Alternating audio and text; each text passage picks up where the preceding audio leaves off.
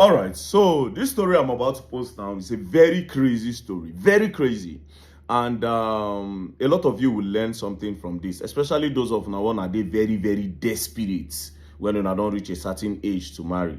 So if you remember, I posted this lady and I said I give her 24 hours to do the right thing, else I'll come online and talk with him really happen. So this lady, her name is Sioma Neji. She's the daughter of a very respected businessman in Nigeria, the owner of ABC Transport. This is not about ABC Transport, this is about his daughter. So this guy, his name is Henry. He was going through Instagram and he saw this girl and he said, oh my God, this girl is beautiful. He decided to go into her DM. So as you can see, this started on the 19th of April, 2024. Sent her a DM and he said, so beautiful. The lady responded and said, thank you, how are you doing today? Then the guy said, she's so polite, love it. Then the guy continued by saying, been stuck on your page all day looking through your pictures and highlights. The girl said, thanks, you look great too. Looked at some of your pictures and highlights as well. The girl said, nice to connect with you. Funny enough, one of my brother is named Henry too.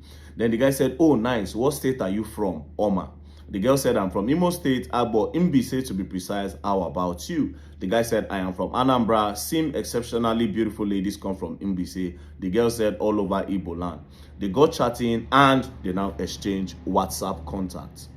So the guy said, hello, Oma. Hi, I'll call you back shortly. So they initiated the call. Now on the call, they talked about their age. The guy is 37 years old. The girl is 34. So the girl now said, that she just wants to get married. The guy said, him just want to get married too, that he's due for marriage and he's getting old. The girl said, okay, me too, they're expecting me to get married very soon.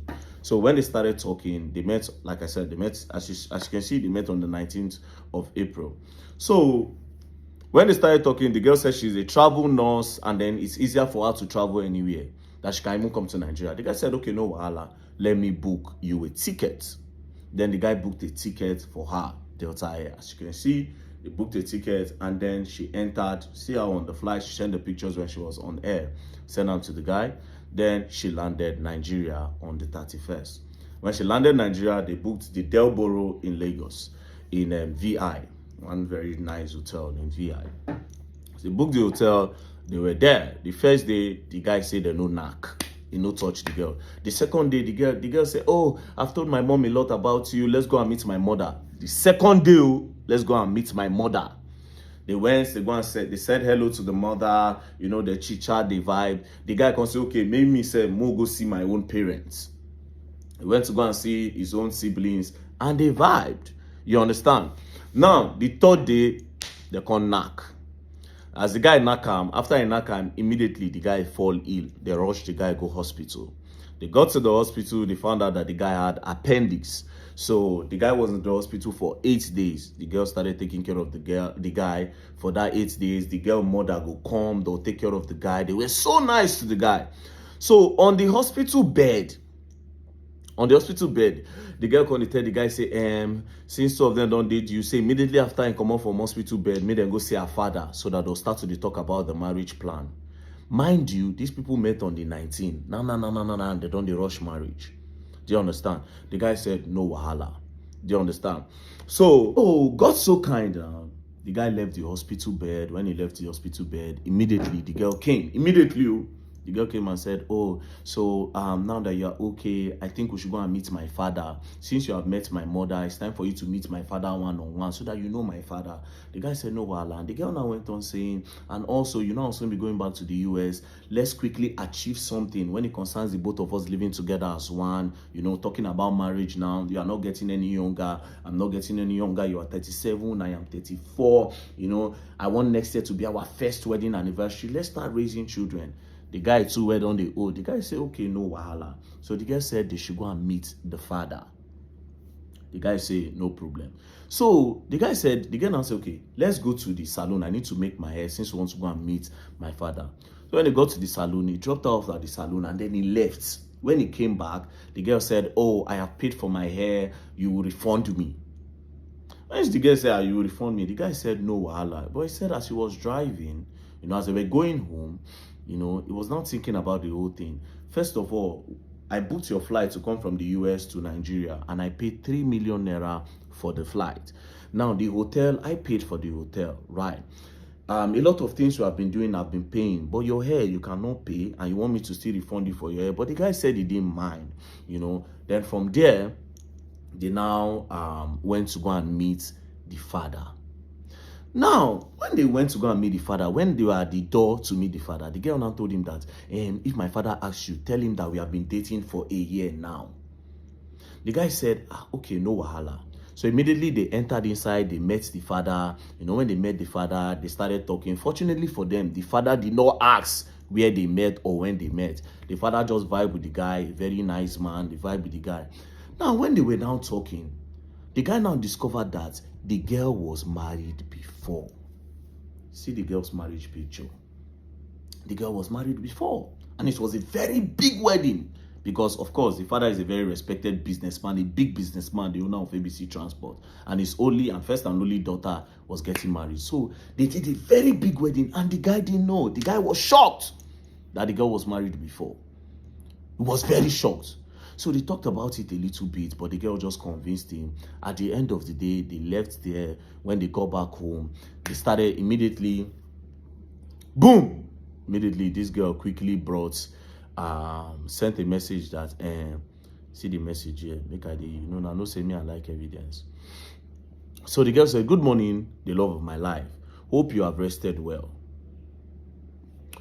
Civil wedding. Then the guy called her, they got on a call, then the girl dropped the date. Civil wedding, he gave him option. The civil wedding, 25th, 26th, or 28th, or October 1st to October 3rd. Traditional wedding, October 26th, and white wedding, November 9. Do you understand? So she sent this message on the 1st of July. Now, after this, she now carried the guy, two of them come go Monarch Event Center for Lagos. They now went to go and make deposits.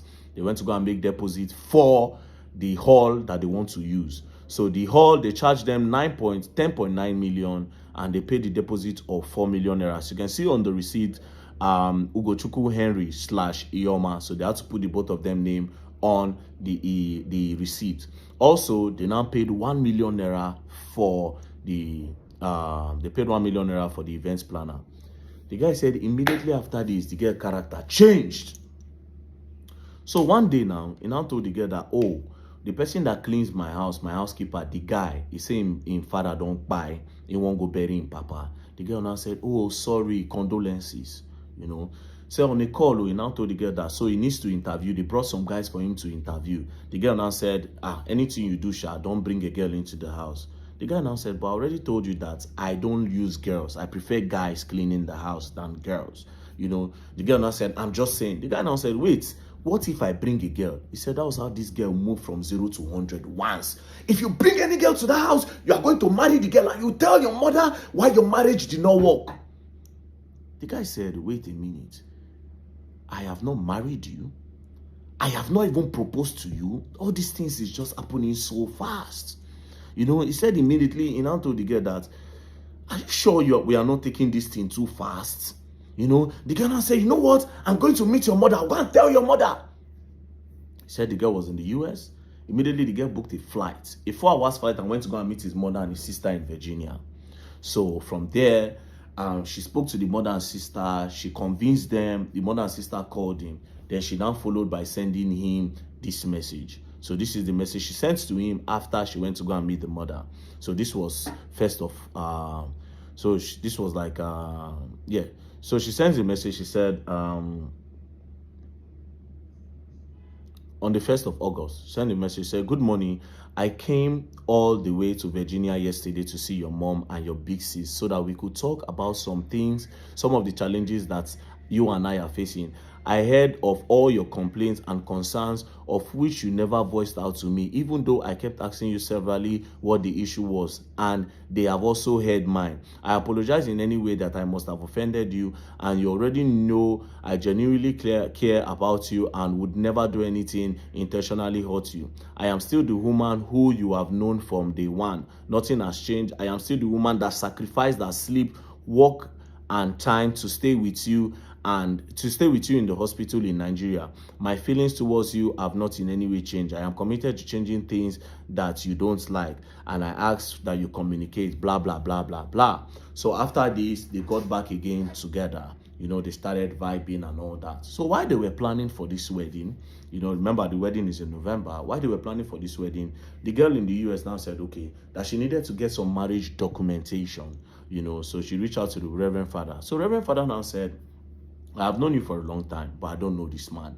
Let's get on a 3-way call with this guy so that we'll know who the guy is. Let me know where the guy mind is. So the Reverend Father got on a 3-way call with them. Now where Kasala burst. Now, when they started talking, the Reverend Father now asked the girl, what do you like about this guy? The girl now said, oh, I like the way he is. He doesn't talk. He's very calm. He's very humble. He's very quiet, very loving, and blah, blah, blah. Then I asked the guy. The guy now said, I like her, but she has anger and temper issues.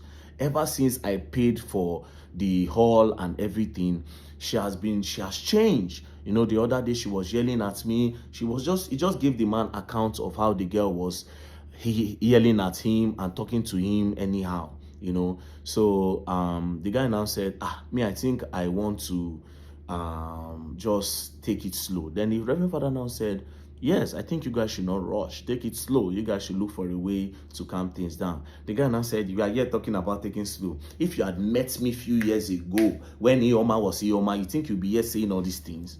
The Reverend Father now said, say, please, you people need to take time, away from all these things and really know if you people want to do this thing together.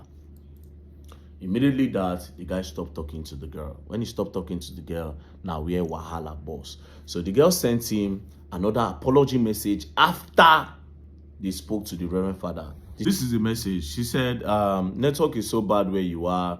Are you heading back into the retreat? We can talk when you get home. Thanks for making out time for our meeting with Father Brendan. Despite your busy schedule, I am glad you were able to express yourself. I am learning, have learned, will keep learning. I am willing to make changes where necessary. I am teachable and I take full responsibility of my faults and wrong. I appreciate and love you, and I do not take you for granted.